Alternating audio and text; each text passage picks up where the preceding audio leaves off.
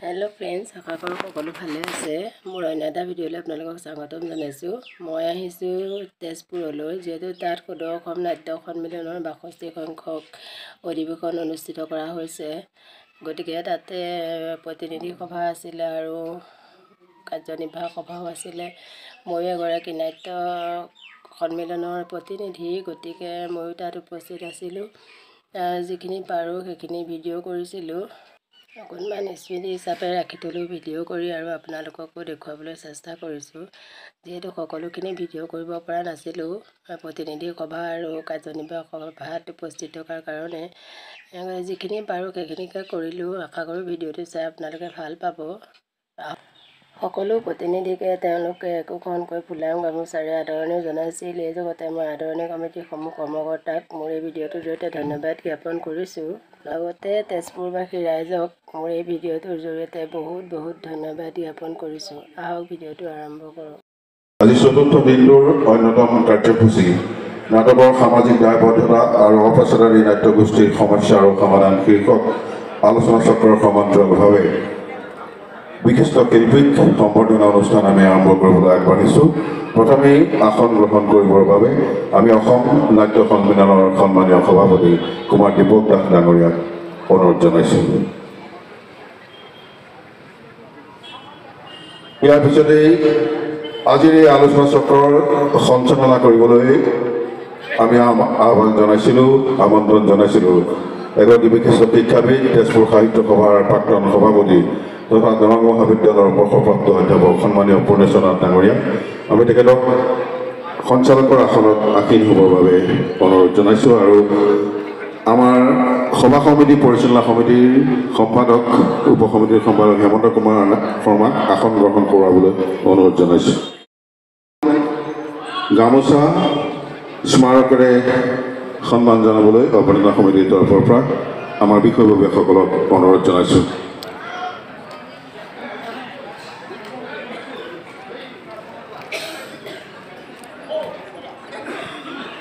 এয়া অভ্যৰ্থনা সমিতিৰ যুটীয়া সাধাৰণ সম্পাদক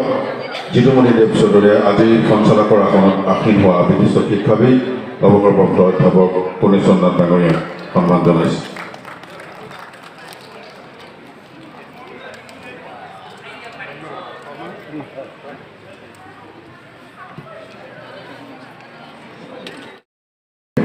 আমাৰ বিষয়ববীয়াসকলক অনুৰোধ জনাইছোঁ। তেখেতক সভা সমিতি পৰিচালনা সমিতিৰ সহকাৰী সম্পাদক অচ্যুত শৰ্মাই এখন গামোচাৰে এটি জাপি আৰু স্মাৰকেৰে সন্মান জনাব। মই অচ্যুত শৰ্মাক সন্মান জনাবলৈ অনুৰোধ জনাইছোঁ।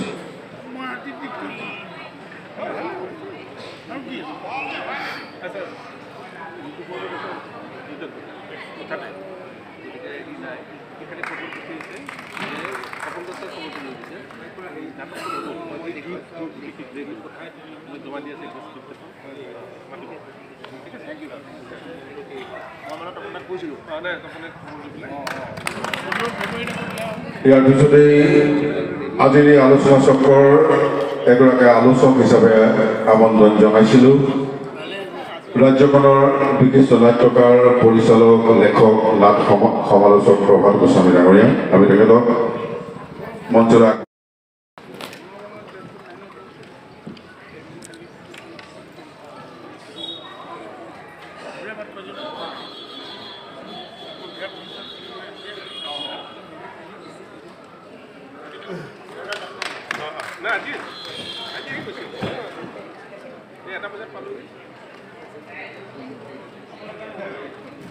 আন এগৰাকী আলোচক আমাৰ মাজত আহি উপস্থিত হৈছে। সমিতিৰ পৰা সন্মান জনাবলৈ অনুৰোধ জনাইছোঁ।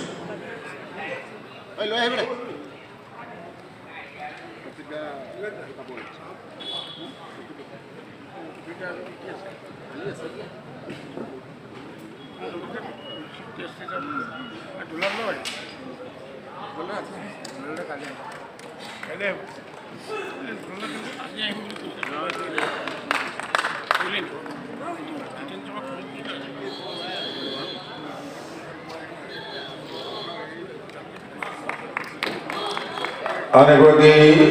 আলোচক আমাৰ মাজত কালি সন্ধিয়া আহি উপস্থিত কালি নিশা আহি উপস্থিত হৈছিল অসম সাহিত্য সভাৰ প্ৰাক্তন প্ৰধান সম্পাদক এগৰাকী বিশিষ্ট নাট সমালোচক লেখক ডক্টৰ জগদীশ পাত্ৰী ডাঙৰীয়া পদমীয়াক আমি পৰেশ পদমীয়াক আমি সন্মান জনাবলৈ অনুৰোধ জনাইছোঁ।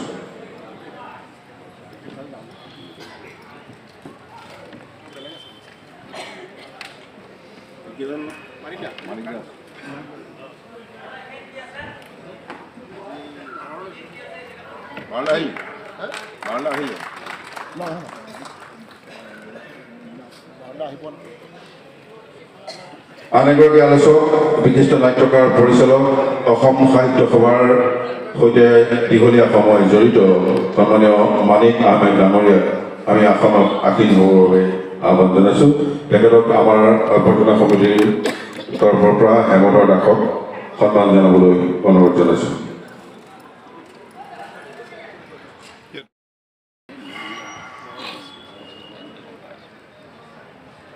দুগৰাকী আন আৰু আলোচক আছিলে আমাৰ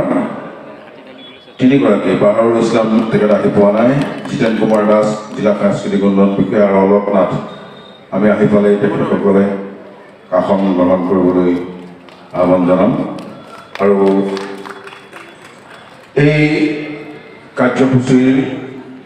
আৰম্ভণিতেই প্ৰাৰম্ভিক বক্তব্য প্ৰদান কৰিবলৈ আমি অসম নাট্য সন্মিলনৰ কেন্দ্ৰীয় সভাপতি কুমাৰ দীপক দাস ডাঙৰীয়াক অনুৰোধ জনাইছোঁ। বিভিন্ন অঞ্চলৰ পৰা অহা আমাৰ অসম নাট্য সতীৰ্থসকল আৰু উদযাপন অভ্যৰ্থনা সমিতিৰ বিষয়ববীয়া কৰ্মকৰ্তাসকল আৰু বৰ সন্মুখত উপবিষ্ট তেজপুৰৰ মোৰ অতি বয়োজ্যেষ্ঠ আৰু আটাইতকৈ শ্ৰদ্ধাৰ আই মাতৃসকল আৰু শ্ৰদ্ধাৰ ব্যক্তিসকল, আপোনাৰ সকলোকে আজিৰ এই অনুষ্ঠানটো কেনেধৰণে সমৃদ্ধ কৰাৰ কাৰণে আমাৰ আন্তৰিক শ্ৰদ্ধা কৃতজ্ঞতা ধন্যবাদ জ্ঞাপন কৰিছোঁ। বিষয়বস্তু ডাঙৰ কথা নহয়, আলোচনা চক্ৰত আমি নাটকৰ সমৃদ্ধিৰ কথা পাতোঁ, নাটকক নতুন গতি দিয়াৰ কথা পাতোঁ আৰু নাটক এই কলাৰ জৰিয়তে আমাৰ নিজৰ যি পৰিচয়, সাংস্কৃতিক যি পৰিচয়, সেই পৰিচয় দাঙি ধৰাৰ প্ৰয়াস কৰোঁ। যে আমি যিহেতু আমাৰ প্ৰতিষ্ঠানৰ সভাপতি কৃষ্ণবাদী আমি তেখেতৰ এটা মূৰ্তি বনাই আমি যিকোনো এজন শিল্পীক অসমৰ যিকোনো এজন শিল্পীক আমি সেই শিল্পীক আমি সম্বৰ্ধনা জনাব পাৰোঁ নেকি, তেনেকুৱা কথা চিন্তা মোৰ মনলৈ আহিছে। লগতে সৈনিক শিল্পী বজৰাত সমাজে তেখেতৰ মূৰ্তি এটা আজি আমি তেখেতৰ নামটো এজন অভিজ্ঞ এজন ব্যক্তিগত এজন শিল্পীক আমি সম্বৰ্ধনা জনাব পাৰোঁ নেকি। আৰু জগদীশ পাত্ৰী ডাঙৰীয়া আমাৰ মাজত আছে, তেখেতক আমি তিহুক লগ কৰি কথাখিনি আমাৰ সভাপতি মহোদয়ে কৈছিলে যে সাহিত্য একাডেমি আমাৰ নাট্যকাৰসকলক অন্তৰ্ভুক্ত কৰিব লাগে। আজিলৈকে সাহিত্য একাডেমিত কোনো কাৰ্যকাৰে পোৱা নাই। আমি জগদীশ পাত্ৰীদেৱক আমি এইবিলাক অনুৰোধ কৰিছিলোঁ, নিশ্চয় আগবাঢ়িব লাগে।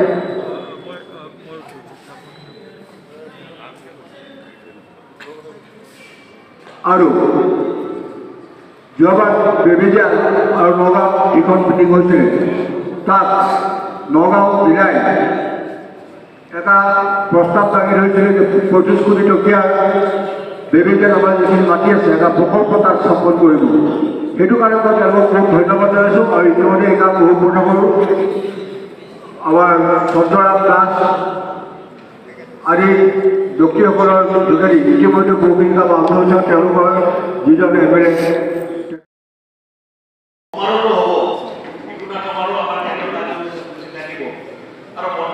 প্ৰতিযোগিতা পাতি হ'ব, তাৰ পৰাও আমি কিছু নিপুণাত চেক কৰি ইয়াত আমি কেন্দ্ৰীয়ভাৱে প্ৰমোট কৰিব ব্যৱস্থা কৰিব পাৰোঁ। আৰু তাৰ কাৰণে এটা আচুতীয়া সময়, যিটো সময়ত আমি শিশু আমি উপভোগ কৰিব পাৰোঁ, শিশু নাটক শিশু কৰ্মী নাট্যকৰ্মীসকলক আমি উৎসাহিত কৰিব পাৰোঁ, তাত এটা পৰিৱেশ ৰচনা কৰিব লাগে। এইখিনি এটা পৰামৰ্শ হিচাপে আমাৰ প্ৰস্তাৱ পৰামৰ্শমূলক অনুষ্ঠান এটা যাব লাগে আৰু এটা হৈছে প্ৰত্যেক জিলাত আজীৱন সদস্য সমাৰোহ অনুষ্ঠিত কৰিব লগতে ব্যৱস্থা কৰোঁ আৰু তাৰ পৰা যি দুই তিনিটা আমি গোটাবা এটা দলৰ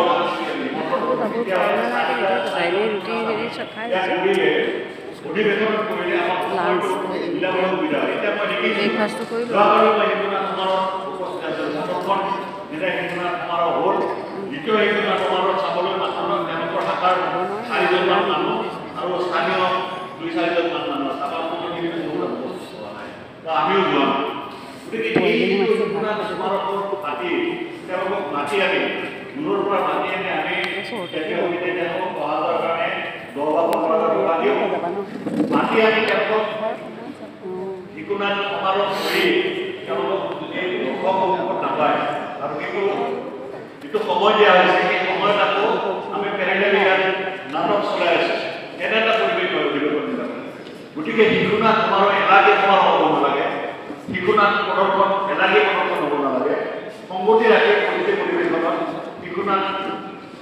সমাৰোহ বা প্ৰতিযোগিতা বা শিশুনাথ প্ৰদৰ্শনত এটা অগ্ৰাধিকাৰ ব্যৱস্থা থাকিব লাগে যাতে সেই সময়ত আৰু বেলেগ কোনো অনুষ্ঠান তাত অনুষ্ঠিত নহয় যে শিশুনাথে আমি কৰি চাম আৰু লগতে পুনৰাটো আমি চাম গতিকে এই ব্যৱস্থাটো ৰাখিব পৰাকৈ আমি অলপ সময় তেওঁলোক কাৰোবাৰ অসুস্থ হৈ আছে নেকি তেওঁলোকক আমি কিবা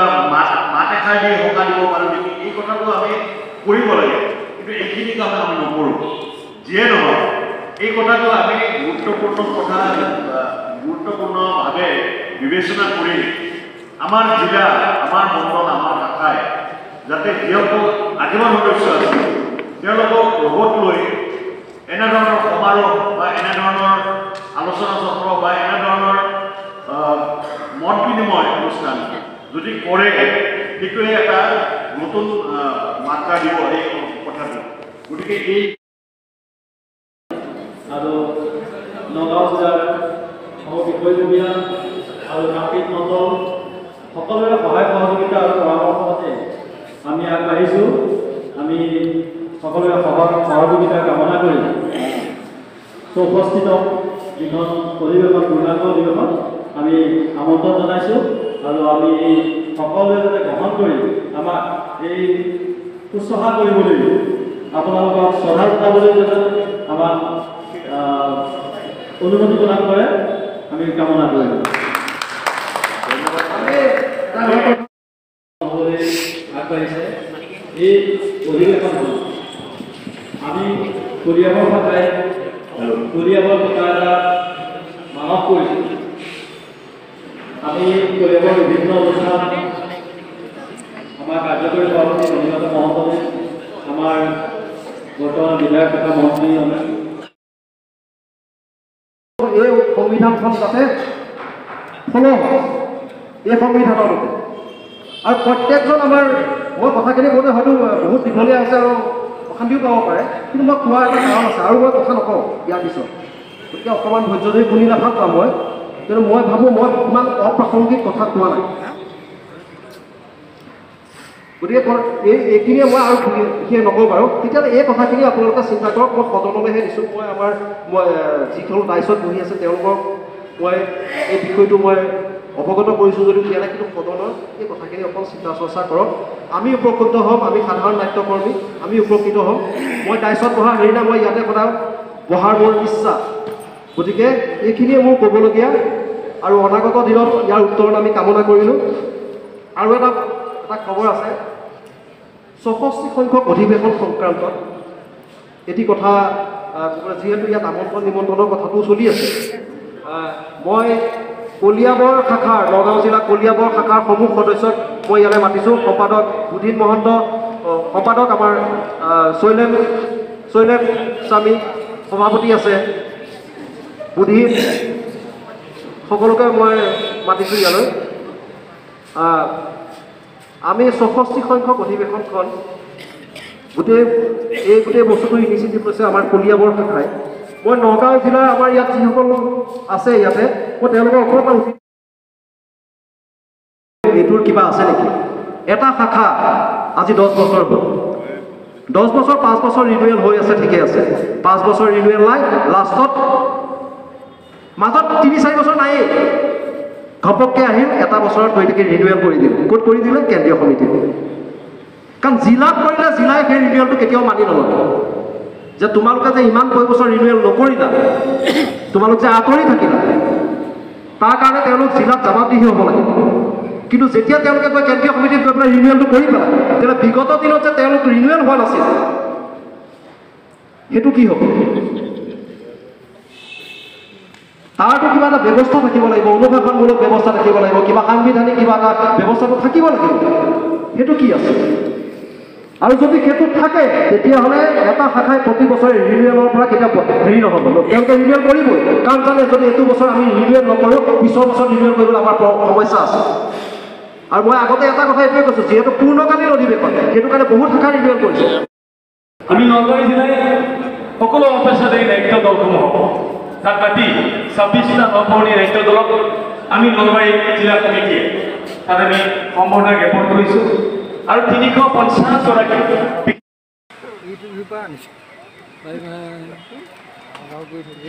সত্ৰাধিকাৰবিলাক আহিবই লাগে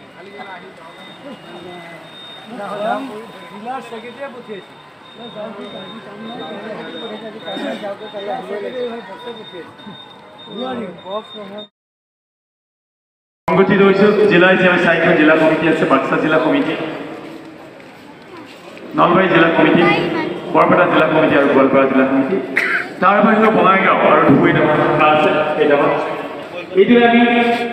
আগবাঢ়ি গৈ আছোঁ ইতিমধ্যে শাখা আৰু জিলা কম ইতিমধ্যে আমি কামৰূপ জিলা আমি প্ৰক্ৰিয়া গঠন কৰিলোঁ আমাৰ সন্মানীয় সম্পাদক গিৰিধৰ ৰঞ্জনে গৈ তেখেতৰ উপস্থিত আমি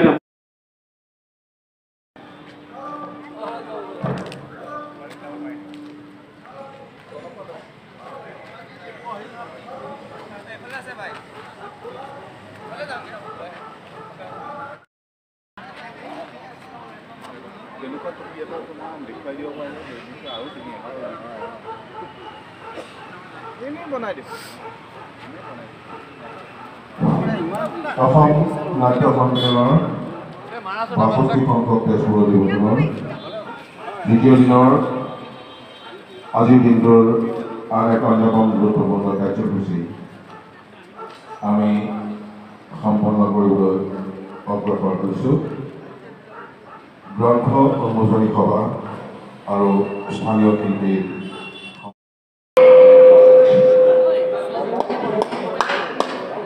গ্ৰন্থ উন্মোচনী সভা আৰু স্থানীয় শিল্পী সম্বৰ্ধনা অনুষ্ঠান আমি আয়োজন কৰিবলৈ আগবাঢ়িছোঁ আৰু সমান্তৰালভাৱে খন্তেক পিছতেই মাজগাঁও শংকৰ মন্দিৰ প্ৰেক্ষাগৃহত শিশু নাট প্ৰদৰ্শনৰ অনুষ্ঠান আৰম্ভ হ'ব প্ৰথমে বৰপেটা শাখাৰ ভয় বাৰে বাৰে হয় শীৰ্ষক নাটকখন মঞ্চস্থ কৰিব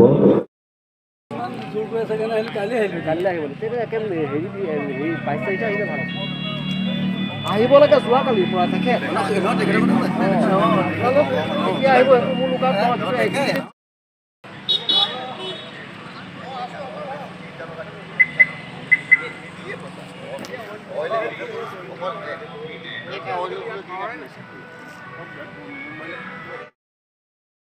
তেনেকৈ চিঙি খাব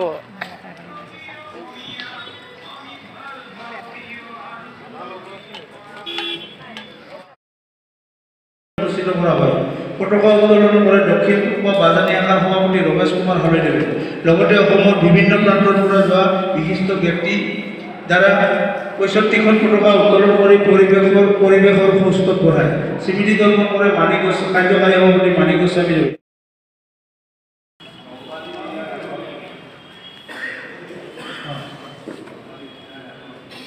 ইয়াৰ পিছতে নলবাৰী জিলাই এখনি সাংগঠনিক সভা অনুষ্ঠিত কৰি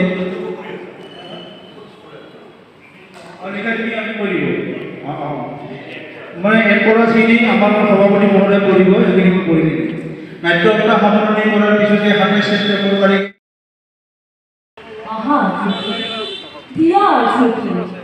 তোমাৰ যদি পৰিশ্ৰম তোমাৰ স্মৃতিত অভিজ্যোতিৰ প্ৰসাদ অগ্ৰৱালাকালে হওঁ আমি জ্যোতিষ্মান আহা পুণ্যৱান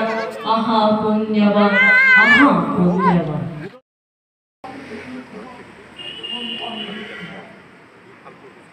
অসমৰ সাহিত্য মঞ্চত